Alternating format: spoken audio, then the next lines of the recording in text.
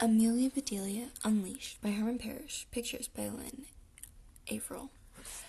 Or Arvil. Some people say it differently.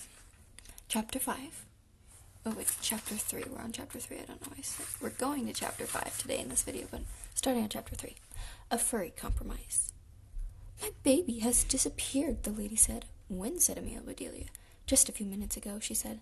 I was just giving him a bath, clipped his nails and brushed him. I turned around to get his dinner, and when I turned back, he was gone. This is serious, said Amelia Bedelia. Come in. You can use our phone to call the police. Said the woman. They're no help. The last time this happened, they told me to put my baby on a leash. Outrageous. Amelia Bedelia couldn't believe her ears. That's terrible, the woman nodded. I'm glad you agree with me. How can I help? Said Amelia Bedelia. Keep your eyes peeled for my baby, said the woman. Ouch, said Amelia Bedelia. That sounded much too painful.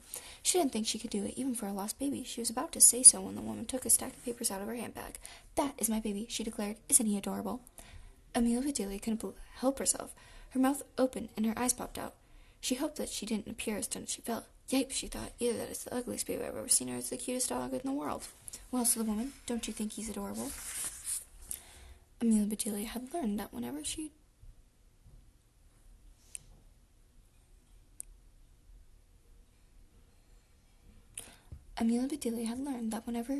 didn't know what to say, the best thing was to ask a question. What's his name? Said Amelia Bedelia. His name is Baby, of course. I took one look at him at the animal shelter and said to myself, that's my baby. Oh, said Amelia Bedelia, my name is Glades, said the woman. Please call this number if you see him. My name is Amelia Bedelia, said Amelia Bedelia, and I will. Amelia Bedelia closed the door and went back into the dining room. Who was it, sweetie? Asked her mom. Amelia Bedelia told her parents the story and showed them the picture of Baby. You know, said Amelia Bedelia's father, leaning back in his chair, having a dog is a lot like having a baby. Amelia Bedelia and her mom looked at each other and then looked back at him and then back at each other. They both burst out laughing. He ignored them and kept right on talking. A dog is a huge responsibility, he said. You have to love it, feed it, take care of it, and play with it, just like you would a baby. But a baby sleeps in a crib, said Amelia Bedelia. It has toys and pacifiers and teddy bears.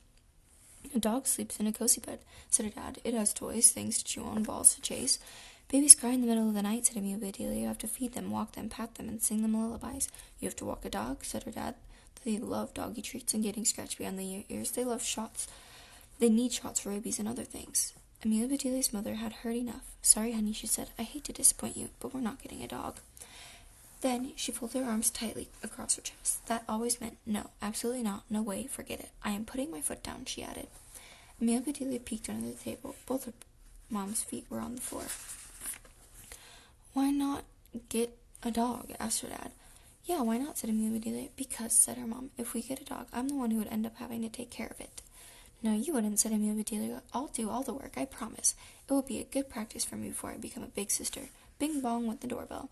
This time Amelia Bedelia's mother went to the door. It was Gladys again. Now she was holding a wriggly ball of fur with sparkling eyes. Gladys showed them Baby to Amelia Bedelia's mom, who scratched Baby behind the ears as they chatted.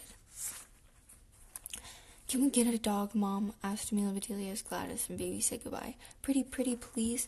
Her mom looked at Amelia Bedelia, then looked at her husband. Then she said, what kind of dog would you get? Yay, thought Amelia Bedelia. This sounded like progress.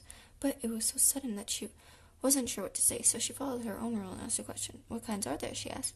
There are hundreds of breeds, said her father. There are working dogs, hunting dogs, huge dogs, hunting dogs, dogs that are curly, fuzzy, silky, frizzy. Okay, said Amelia Bedelia. To choose the right dog, he said, you'll need to do your homework. I finished my homework, said Amelia Bedelia. I can start my dog work as soon as we finish eating. Hey, said her mom, don't you know someone who walks dogs? Diana, said Amelia Bedelia. That's perfect. I gave her the idea to start her dog walking business.